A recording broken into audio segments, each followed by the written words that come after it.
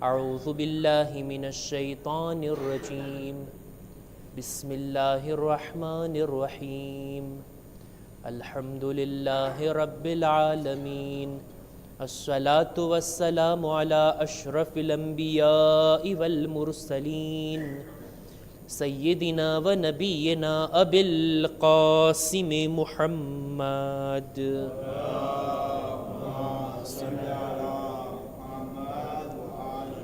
وعلى أهل بيته الطيبين الطاهرين المعصومين المظلومين ولعنة الله على أعدائهم أجمعين أما بعد فقد قال إمامنا أبو محمد الحسن بن علي العسكري عليه السلام علامات المؤمن خمس صلاة 51 وزيارة 40 والتختم باليمين وتعفير الجبين والجهر ببسم الله الرحمن الرحيم صلوات بر محمد وآل محمد.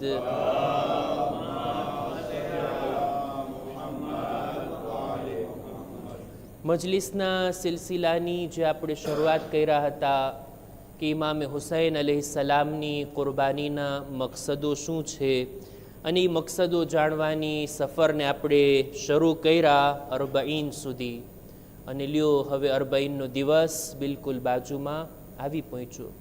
આ સિલસિલાની અત્યારે આ આખરી મજલિસ છે અને આવતીકાલે તો બપોરના મસાઇબની રિવાયતોને બયાન કરવામાં આવશે. અરબઈનના બારામાં એક હદીસની મેં તમારી સામે કરાઅત કરી. આપણા 11મા ઇમામે હસને અસ્કરી અલૈહિસ્સલામ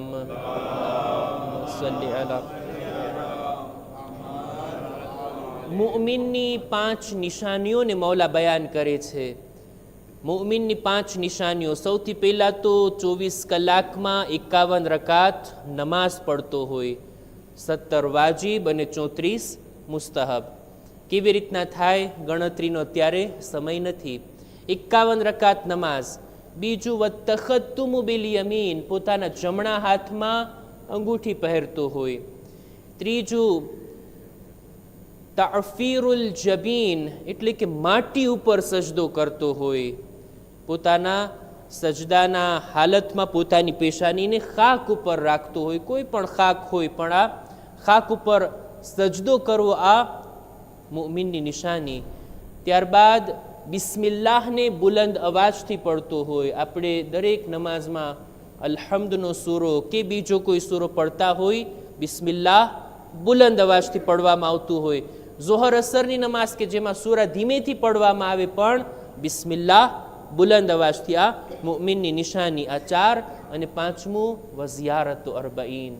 અરબઈનના દિવસે ઇમામે હુસૈન અલૈહિસ્સલામની ઝિયારત કરે. આ ઝિયારત મરહુમ શેખ તુસી એવી રીતના લખે છે કે એમના લખાણથી આપણને એમ લાગે કે આ ઝિયારત નજદીકથી પડવામાં આવે કે દૂરથી પડવામાં આવે, બંને રીતે મુઅમિનની અલામત છે. જેઓને તૌફીક હોય જાય કરબલા, ખુદ કરબલામાં ઇમામના રોઝાની સામે ઊભા રહી નજદીકથી સલામ કરે, અથવા તો જો પોતાના વતનમાં છે નથી જઈ શકતો કોઈ કારણોસર તો દૂરથી અરબઈનના દિવસે ઇમામની ઝિયારત કરે. ઇન્શાઅલ્લાહ આવતીકાલે આપણે બધા આ ઝિયારતથી મુશર્રફ થાશું અને ઇન્શાઅલ્લાહ ખુદા આપણને નજદીકથી પણ અરબઈનની ઝિયારત કરવી નસીબ ફરમાવે. એક સલવાત બર મુહમ્મદ વ આલે મુહમ્મદ.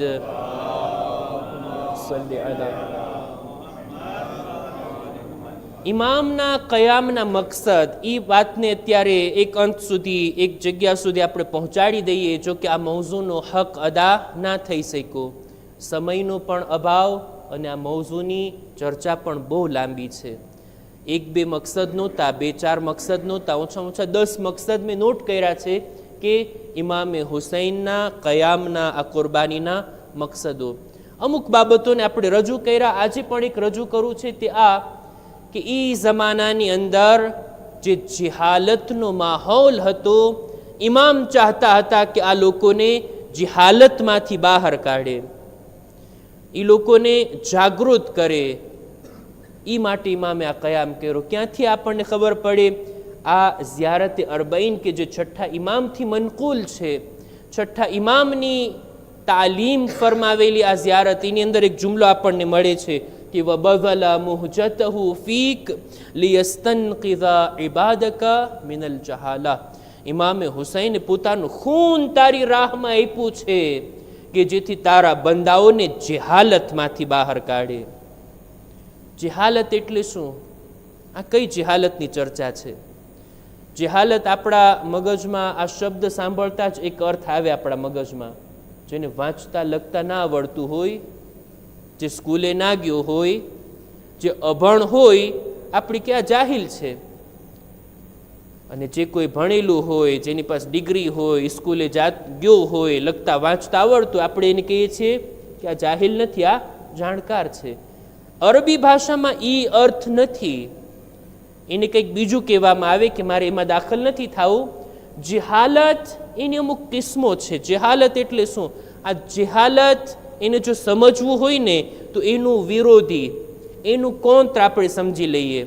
અરબી ભાષામાં એક કાનૂન છે ને, તુરફુલ અશિયાઓ બેઅઝદાદિહા. કોઈ એક ચીજને સમજવી હોય એને સમજવા માટે એનું ઝિદ, એનું કોંત્ર એને સમજી લઈએ. કોઈને ખબર ના હોય કે રાત એટલે શું, એને જો દિવસ સમજમાં આવી જાય તો એ રાત એટલે શું સમજી લે.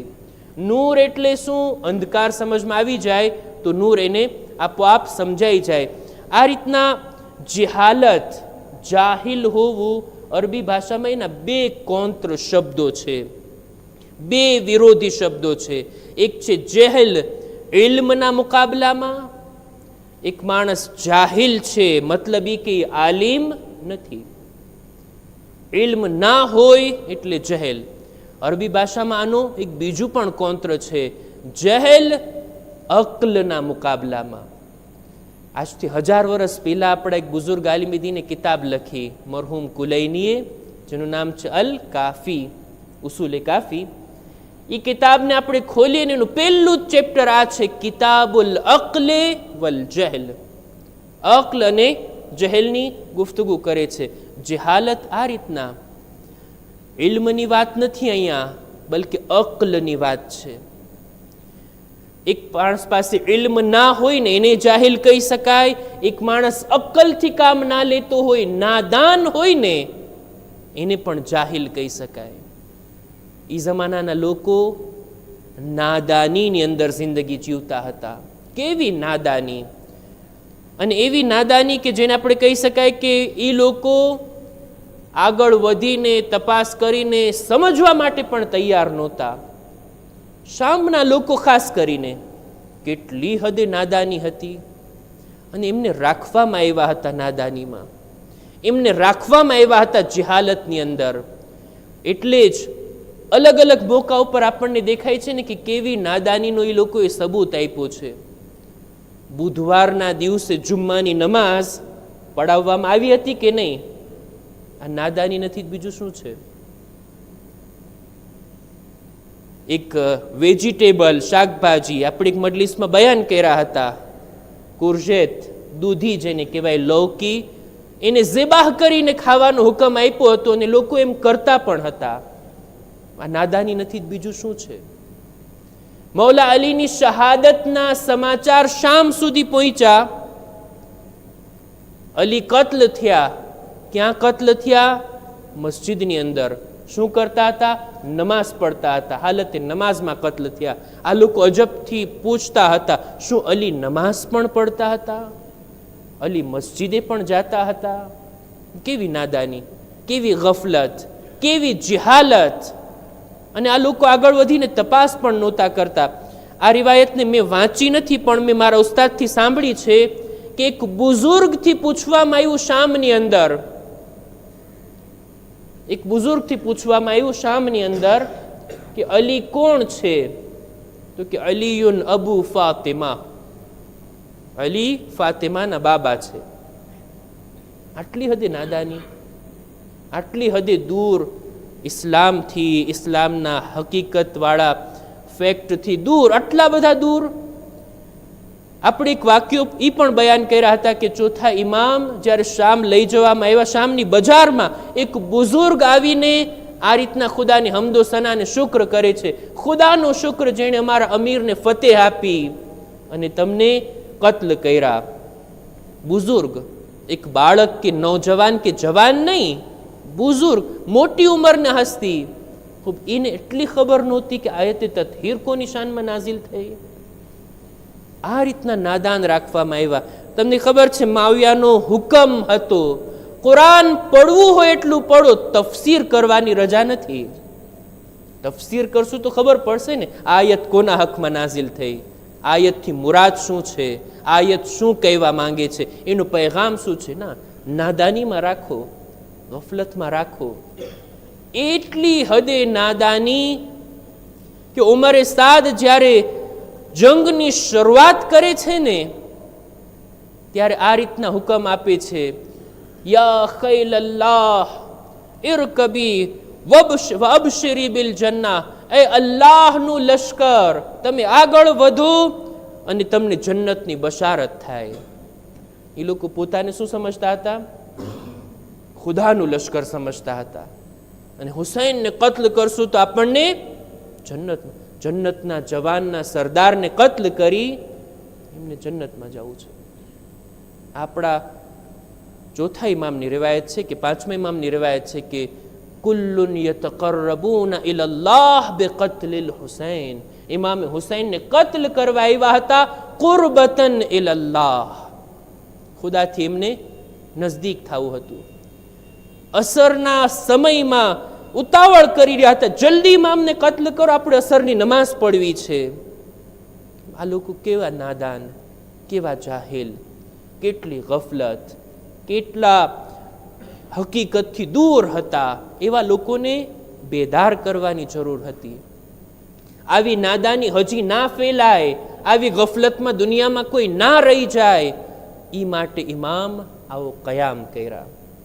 તમે જો આવી બધી નાદાની ભરી વાતો શક્ય છે કોઈની પાસે ઇલ્મ હોય, જાણકારી હોય, પણ સમજદારી ના હોય, અક્કલથી કામ ના લેતા હોય, કુરાન એને પણ નાદાન કહે છે. હું એક બે આયતોને તમારી સામે પડું.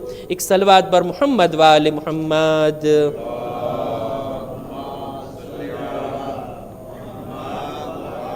ભલે બધું જાણતા હોય, અભણ ના હોય, પણ શક્ય છે કે માણસ જાહિલ હોય. કુરાન મજીદમાં ખુદાવંદ આલમ જનાબે યુસુફના ભાઈઓ વિશે એક શબ્દનો ઉપયોગ કરે છે. સૂરે યુસુફની 89મી આયત 89. ખુદાવંદ આલમ આની અંદર કહે છે, કાલ હલ અલિમતુમ મા ફઅલતુમ બિયુસુફ વ અખીહ ઇઝ અંતુમ જાહિલૂન. શું તમે જાણ્યા કે તમે જનાબે યુસુફ અને એના ભાઈ સાથે શું કર્યા જ્યારે તમે જાહિલ હતા? એમના ભાઈઓએ, જનાબી યુસુફના ભાઈઓએ જનાબી યુસુફ સાથે અને એમના એક નાના ભાઈ સાથે કેવો બુરો વ્યવહાર કર્યા, કેટલી તકલીફો પહોંચાડ્યા. આ ખુદા કે છે જિહાલત છે. સગા ભાઈ સાથે કોઈ આવું કરે? સગા ભાઈને આ રીતના હેરાન પરેશાન કોઈ કરે? હજી કોઈ કરતું હોય ને દુનિયામાં તો કુરાનની આ આયત પ્રમાણે માણસ શું છે? જાહિલ છે. જનાબે મૂસા, કુરાન મજીદની એક બીજી આયતમાં જનાબે મૂસા પોતાની કૌમને દરિયો પાર કરાવે છે. બની ઇસ્રાયેલને લઈને ગયા ને, આખું વાક્ય આપણે સાંભળેલા છીએ. દરિયાને ખોયલા, પાર કરીને ઓલા કિનારે સહીઓ સલામત પહોંચાડી દીધા અને ફિરૌન અને એનું લશ્કર ડૂબી ગયું ને હલાક થઈ ગયું. ઓલા કિનારે પહોંચ્યા ને ત્યાં જોયું કે અમુક લોકો એક બુતના સામે ઝૂકી રહ્યા છે, સજદા કરી રહ્યા છે, બુતની ઇબાદત કરી રહ્યા છે. અને એવું ખૂબસૂરત બુત હતું કે આ લોકોને મન થઈ ગયું, માંગણી કરી બેઠા, એ મૂસા, આ લોકો પાસે કેવું સરસ બુત છે, અમારા માટે એવો ખુદા બનાવી આપો ને, અમે એની ઇબાદત કરવા લાગી જઈએ. આટલો મોટો મોજીઝો જોયા છે જનાબે મૂસાનો, આ રીતના નજાત આપી છે, તોય આવી જિહાલત ભરી વાતો. જેવી રીતના એ લોકો પાસે ખુદા છે, અમારા માટે પણ એક ખુદા. કુરાન કહે છે આયતની અંદર, સૂરે આરાફની 138મી આયત કે છે, યા મૂસા ઇજઅલ લના ઇલાહન કમા લહુમ આલિહા. જનાબે મૂસા કહે છે, ઇન્નકુમ કૌમુન તજહલુન, તમે એક જાહિલ કૌમ છો. આ જહાલત ભરી તમારી આ માંગણી છે. મતલબ એમ નથી કે અભણ છે, મતલબ એ છે કે અક્કલથી કામ નથી લેતા. નાદાની ભરી વાતો. કૌમે લૂતના બારામાં પણ ખુદાવંદે આલમ કહે છે કે તમે કેવું કામ કરો છો. ઇન્નકુમ લતઅતૂના અર-રિજાલ શહવતમ મિન દૂનિન નિસા બલ અંતુમ કૌમુન તજહલૂન. તમારા આ કામો જહાલત ભેરા કામો છે. આ રીતની જહાલત, આ રીતની નાદાની. અને ઇમામે હુસૈન એ નાદાનીને ખતમ કરવા માટે, આવી જહાલત ભવિષ્યમાં ઉત્પન્ન ના થાય ને એ માટે આટલી મોટી કુરબાની આપ્યા કે લોકો સામે યઝીદ અને યઝીદિયતનો ચહેરો બે નકાબ કરી દીધા. અને ઇમામે હુસૈન કોણ છે, કઈ જાત છે, શા માટે, કેવી રીતના કત્લ થયા, બધું દુનિયામાં ફેલાઈ ગયું. એટલે જ હવે એવી નાદાની ત્યારબાદ તારીખમાં નથી જોવા મળતી જે નાદાની પહેલા હતી. જહાલત, મને આજે 2 મિનિટ વધારે ખપશે મારી વાતને પૂરી કરવા માટે. જહાલત બે જાતની. એક જહાલત રસૂલે ખુદા આવ્યા, ઇસ્લામની તબલીગની શરૂઆત કર્યા ને એની પહેલાની જહાલત કહેવાય ને, દૌરાને જાહિલિયત. રસૂલની પહેલા એક જહાલત હતી, એને રસૂલે ખુદા ખતમ કર્યા, નાબૂદ કર્યા એ જહાલતને. અને રસૂલની રહેલત બાદ ફરી પાછી એક જહાલત પેદા થઈ, અને એ છે આ ફતહે મક્કા બાદ જેઓએ જાન બચાવવા માટે કલમો પડી લીધા હતા અને મુનાફિક બનીને મુસલમાનોની સફમાં આવી ગયા અને એવી રીતના ઇસ્લામને નુકસાન પહોંચાડવાની કોશિશ કરી કે ઓલી જહાલતની વાતો ફરી પાછી સજીવન કરવામાં આવી. નમૂના છે એના તારીખની અંદર. એ બીજી જહાલતને ઇમામે હુસૈન ખતમ કર્યા. એવી રીતના ખતમ કર્યા કે આ જે નમૂના મેં હમણાં રજૂ કર્યા ને, કરબલા પછી જોવા નથી મળતા. નથી મળતું કોઈએ બુધવારના જુમાની નમાઝ પડાવી હોય, નથી મળતું કે કોઈ ઇમામે હુસૈનથી અજાણ હોય કે હુસૈન કોણ છે. સારી રીતના ઓળખાવી દીધા, સારી રીતના પોતાની પહેચાન લોકોની સામે ઉજાગર કરી દીધા. કોઈ ઇનકાર નથી કરી શકતું કે હુસૈન રસૂલના નવાસા નથી. કોઈ ઇનકાર ના કરી શકે કે ઇમામે હુસૈન કરબલામાં કત્લ નથી થયા. કરબલાના વાક્યાની કોઈ ઇનકાર કરી શકે? ગદીરનો ઇનકાર કરવાની અમુક લોકોએ જુરઅત કરી. અલ્લામા અમીનીએ કિતાબ અલ ગદીર લખીને બેસાડી દીધા. કરબલાનો ઇનકાર કરવાની કોઈનામાં છે હિંમત?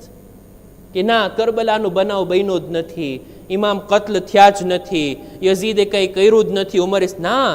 આ કુરબાની એવી કુરબાની છે કે જેનો કોઈ જવાબ નથી મળતો. ઇમામ આ રીતના લોકોને બેદાર કરી ગયા, નાદાની ગફલતની નીંદરમાંથી બહાર કાઢી ગયા અને લોકોની સામે આ સમજદારીની વાત મૂકીને ગયા કે રસૂલનો નવાસો જો આ રીતના કુરબાન થતો હોય તો વિચાર તો કરો, શા માટે આટલી મોટી કુરબાની? શું એવો ખતરો હતો ઇસ્લામના ઉપર કે ઇમામ આ રીતના કુરબાની આપ્યા? બસ અઝીઝો, હું વાતને પૂરી કરું.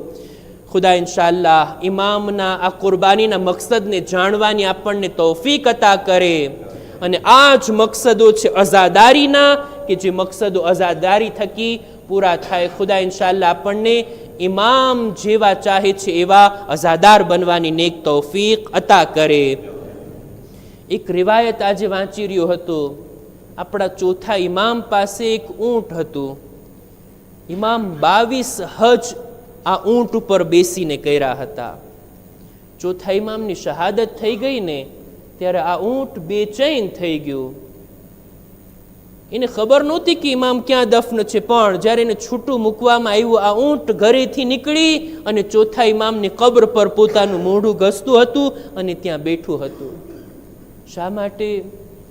22 હજ આપણા ચોથા ઇમામ આ ઊંટ ઉપર કર્યા હતા, પણ એક તાઝિયાનો આ ઊંટને નથી માર્યા.